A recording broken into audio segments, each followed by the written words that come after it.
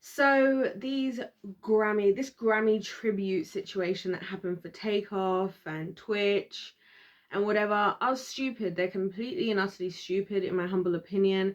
Not only does the Christian community right now, who's getting upset about all of this, look weak as hell, the industry once again is showing its hypocritical stances, its hypocritical nature.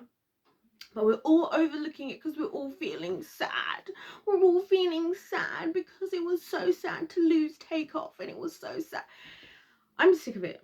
Literally, I'm sick of this, guys. I'm so sick of this. When I realized this is what was going on and I was like looking into it and whatnot and what have you, like people were feeling sad listening to the tribute, like, it's been a long day without you. The fact they even chose that song, I was like, the devil literally loves laughing at us. Like when I heard that song, I was filled with infuriation. I was infuriated. I wasn't feeling sorry. I wasn't feeling sad. And I'll tell you why. Before you guys could just go ahead and think I'm just some heartless, cold ass, whatever you think I am, right? I said this before. The entertainment industry knows exactly what they're doing, and this is what they always do. They purposefully kill off, destroy, abuse people, and then they act and they get other people to act like, we're so sorry about this, we're so sad to have lost this life. Like you didn't kill this person on purpose for the sake of your satanic rituals. Like, and the reason why they do this, guys, it's all a facade. It's all for the way that we think and for what we're thinking. I'm going to show you guys how this is true, right? As I'm so confident in my theory about this, right? Let's look at Mr. Beast, right? Mr. Beast is a great content creator. I've been catching up on Mr. Beast recently because his videos are not generally my cup of tea of things that I watch frequently. But I definitely would love what he does. I definitely would love to watch his videos and comment and stuff to support him, because I think what he does is incredible, and how he's actually out there helping people based on a platform that he built through his own hard work. I think special claps to you. Like I said, it's not that the reason I'm not his biggest fan is not because I don't appreciate what he does. I actually really admire his dedication. I'm so totally inspired even by his dedication and his resilience and his strength to be able to handle what he does. But if you look at what he did, one of the things I was thinking about, guys, is I was watching the video where Mr. Beast had these guys, I think it's like Samir and Colin, or Colin and Samir, they basically did a behind the scenes of the first day that Mr. Beast opened his store where he was selling his Mr. Beast burgers and everything. And so there was estimated at least 10,000 or so people showed up. Some people had stayed for days in advance. And one thing that stuck out to me, and this is something I wanted to make a point about in some video, I didn't know which video it was going to be, but I'll make it in this one, I guess, and probably others, is that he basically, his influence of what he did online so strongly created a response in the people who engage with his content. So people are that invested in Mr. Beast that 10,000 of them will show up. They will camp in a mall. It was like in a mall, I think, if I'm not mistaken. It gets confusing because, kind of like myself, I think Mr. Beast has lived and done things in different countries and places. I'm pretty sure it was in the United States though, this whole thing, at least the first store. Anyway, he's orchestrated all of this, and everybody that was working there, from the staff making the food to the police officers to the security from the mall itself, were all like, we've never heard of anything like this, we've never seen anything like this. Mr. Beast was like freaking out because he wanted to be able to give, you could tell genuinely, at least to me, he seemed genuine in wanting to like give everybody this little best possible experience they could have ever had. And I was like, you know what, I admire your dedication to putting yourself in that position, taking on that weight of like expectation and pressure, and at the end of the day just always being focused on giving the people, you know, what they want and whatever. And that's not really important for what I'm saying. What I am saying is that people in places of influence, this is why I believe that the entertainment industry, the sports, entertainment and media industries are the most influential industries in the world. Because if you see your favorite sports star doing something, if you see your favorite celebrity doing something, if you see your favorite whoever doing something, you follow along with it, and whatever narrative that they spout out to you, you do it. That's why is it that now influencers are now dealing with a lot of backlash at the moment because of, oh, why are you being sponsored by Raid Shadow Legends? I don't even think you really play that. Why are you being sponsored by, what's the other one I was just thinking of? What was the phone case one? Which I think the phone case one, if it's true, is actually pretty good.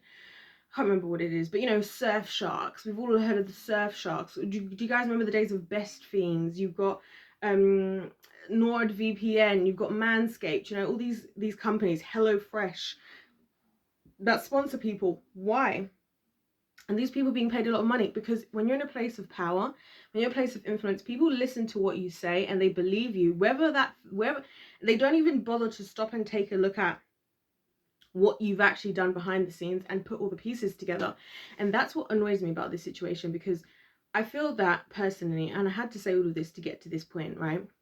Personally, I feel that when it comes to the entertainment industry people, they do lots of things blatantly in front of our faces, and then just because they look like they feel, this is one of the issues I have with I do this all the time, guys. If you're new to my channel, a lot of times I will be starting to say a sentence and I'll just go straight to the next point, because I realize I may as well save the time and just get straight to the point. Okay, guys, I'm sorry. I know it offends some people. Some people are like, why can't you be perfect at English? Listen, I can't be perfect at everything.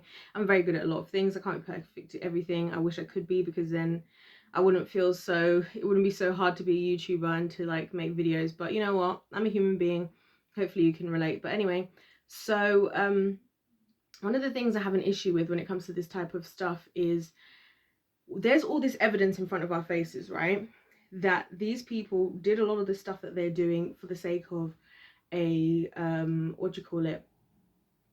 For the sake of satanic rituals, all of this stuff. And I've done videos about this whole Takeoff Quavo situation before. That's why I'm happy to go ahead forward with this, because they've so blatantly shown that this was all premeditated. Them killing Quavo was all premeditated. All of this stuff, they've shown this to us, and yet we ignore it because we have this lovely tribute to a song that we all connect to because of the Fast and Furious, right? Which I believe the situation of the Fast and Furious, I don't personally know, I haven't done deep research into it, but I definitely more believe See You Again as part of everything that happened with Fast and Furious as a legit, for example, than I do with this whole Quavo whatever. So that whole Quavo thing of us now feeling sorry, and then the rest of the gang acting like they're sad he's dead, even though Quavo in the previous videos, and I did a whole videos about this guy, so I'm not going to get into this in this video because otherwise this video is already going to be long anyway. I'm not going to get into it in this video, but check out the other videos I did about Quavo's Takeoff's death before.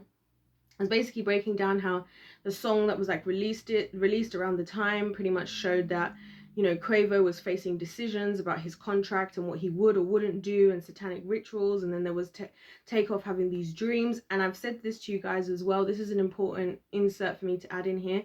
I have worked in the industry. I've worked as a choreographer. Like, the main thing I've actually done in my adult life as a job is actually choreography and creative direction, as far as like, you know, shows, concerts, music videos. Like, that's like the main thing I've done as an adult. And there's a reason why I don't work in the industry, which I'm going to talk about that completely separately in another video, why I'm not currently in the industry the way I was. I kind of am, because I kind of still do some jobs, you know, but anyway, not the point. I'm going to get into that in another video, because there's a lot to do with these satanic rituals and whatnot, which is why I'm not doing it, because I'm not prepared to sell my soul just so that people think that I can dance super well, or I can get to like hang out with like famous people, or like have sex with fame. Because a lot of women, I'm not going to lie, a lot of people who dancers, a lot of them are like just having sex with these celebrities. And I don't want to, it's HIV awareness in the UK right now. I'm not trying to risk any of that at all. Like, I'm not trying to even touch half of these Holly weirdos, because most of them have slept with like the half of the planet, and they're just walking STDs, STIs, whatever you call them. Anyway, not important.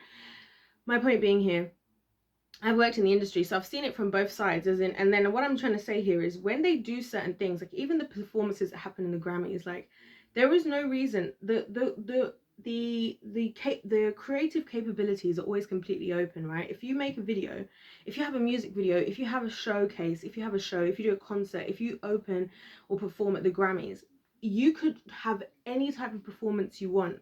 But the fact that people choose to do certain things is what I find very interesting, and it interests me how the average person overlooks it. Like, a lot of people, some people were upset, for example, in the Christian community about the Sam Smith performances, because he was looking all demonic and devilish and his performance and whatever.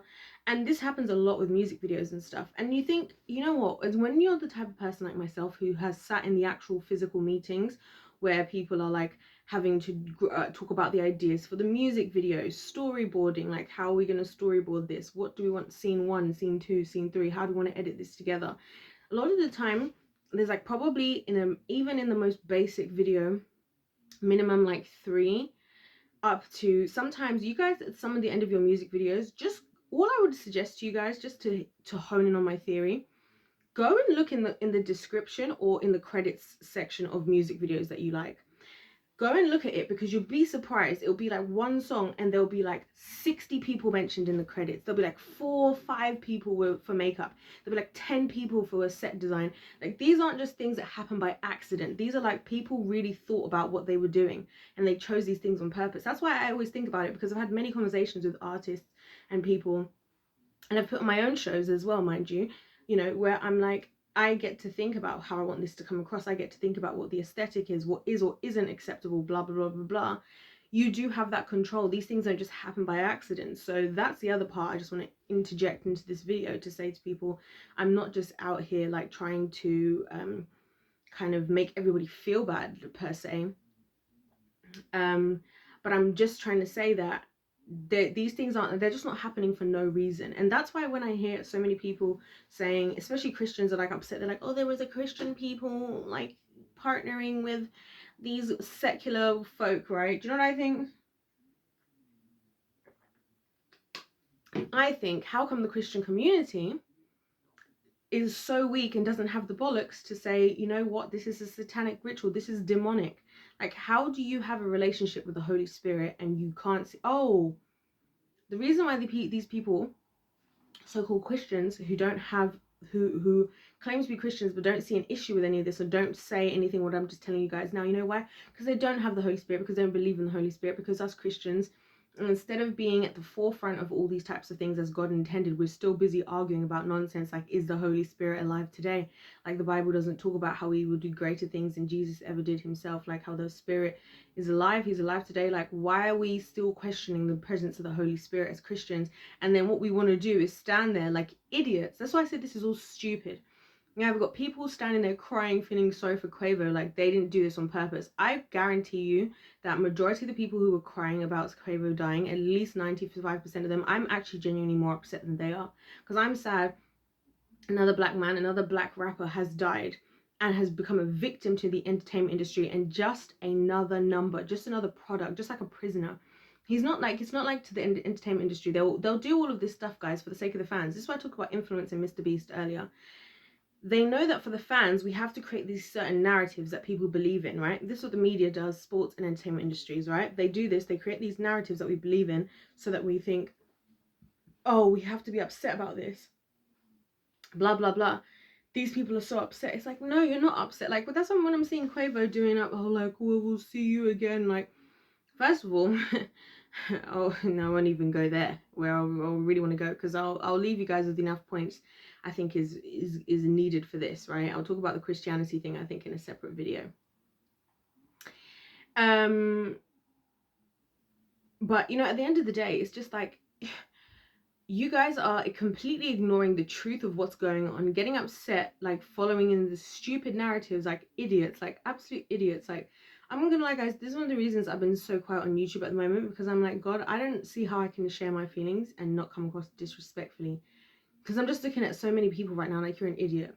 Like, you're an idiot. If you think that the entertainment industry, if you think Offset and these people are actually shocked and upset that this man has died, you're the idiot. You are, because they know exactly what they're doing.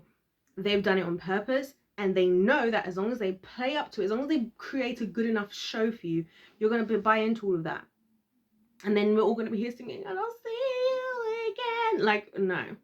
And that's what I can't do, y'all. That's what I can't do. That's why I said this is all a scam. Like, and even with I'll talk about more on the Christianity thing in the next video. I'm going to make this into 2 videos, because I think about 15-ish minutes is about a good timing for this video. So you guys let me know what your thoughts are in the comments anyway. I'm going to talk about this again in a part 2, where I'm going to talk more about just why I think Christians have proven themselves to be completely weak with the arguments going on with this whole Grammy situation. If you enjoy it, please do well, whether you enjoy it or don't, please let me know your thoughts respectfully, maturely in the comment section. If you do like it here, please do subscribe and like the video. I'd appreciate it a lot. Other than that, God bless you all, and I'll see you in my next one.